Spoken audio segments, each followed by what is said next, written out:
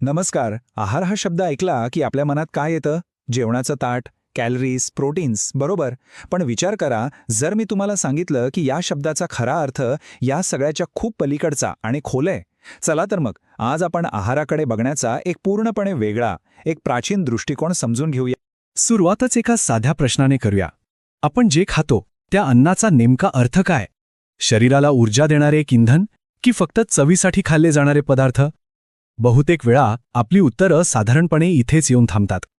पण खरं सांगायचं तर हे उत्तर पूर्ण नाहीये. ही एक ओळ बघा. उदर भरण नोहे जाणी जे यज्ञकर्म. म्हणजे जेवण म्हणजे केवळ पोट भरणं नाही, तर ते एक यज्ञकर्म आहे, एक पवित्र विधी आहे.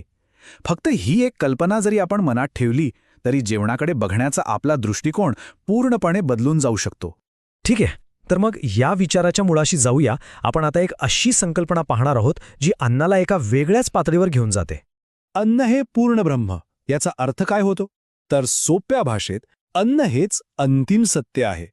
इथे अन्नाला फक्त एक खाण्याची वस्तू म्हणून नाही, तर या विश्वाचं मूळ तत्व मानलं गेलं आहे.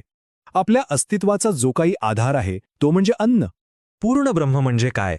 तर ते अंतिम सत्य, जे स्वतःमध्ये परिपूर्ण आहे, ज्याच्या पलीकडे काहीच नाही.